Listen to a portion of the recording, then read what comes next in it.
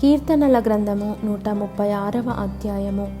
యెహోవా దయాళుడు, ఆయనకు కృతజ్ఞతాస్తుతులు చెల్లించుడి. ఆయన కృప నిరంతరముండును.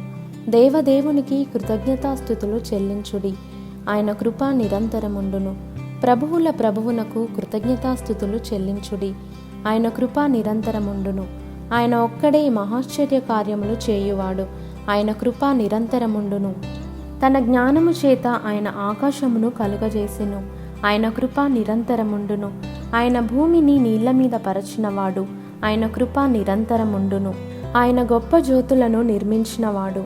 ఆయన కృప నిరంతరముండును. పగటి నేలుటకు ఆయన సూర్యుని చేసెను. ఆయన కృప నిరంతరముండును. రాత్రి నేలుటకు ఆయన చంద్రుని నక్షత్రములను చేసెను.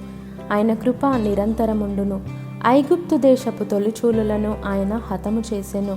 ఆయన కృప నిరంతరముండును.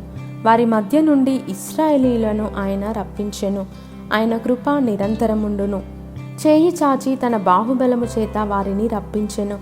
ఆయన కృప నిరంతరముండును. ఎర్ర సముద్రమును ఆయన పాయలుగా చీల్చెను. ఆయన కృప నిరంతరముండును. ఆయన ఇశ్రాయేలీయులను దాని నడుమ దాటిపోజేసెను. ఆయన కృప నిరంతరముండును. ఫరోను అతని సైన్యమును ఎర్ర సముద్రములో ఆయన ముంచివేసెను. ఆయన కృప నిరంతరముండును. అరణ్య మార్గమున ఆయన తన ప్రజలను తోడుకొని వచ్చెను. ఆయన కృప నిరంతరముండును. గొప్ప రాజులను ఆయన హతము చేసెను. ఆయన కృప నిరంతరముండును. ప్రసిద్ధి నొందిన రాజులను ఆయన హతము చేసెను. ఆయన కృప నిరంతరముండును. అమోరీయుల రాజైన సీహోనును ఆయన హతము చేసెను.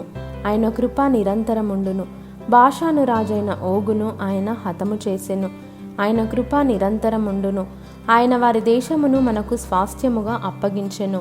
ఆయన కృప నిరంతరముండును. తన సేవకుడైన ఇశ్రాయేలునకు దానిని స్వాస్థ్యముగా అప్పగించెను. ఆయన కృప నిరంతరముండును. మనము దీనదశలో నున్నప్పుడు ఆయన మనలను జ్ఞాపకము చేసుకొనెను.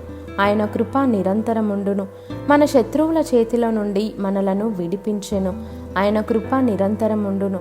సమస్త జీవులకును ఆయన ఆహారం ఇచ్చుచున్నాడు. ఆయన కృప నిరంతరముండును. ఆకాశమందుండు దేవునికి కృతజ్ఞతాస్తుతులు చెల్లించుడి. ఆయన కృప నిరంతరముండును.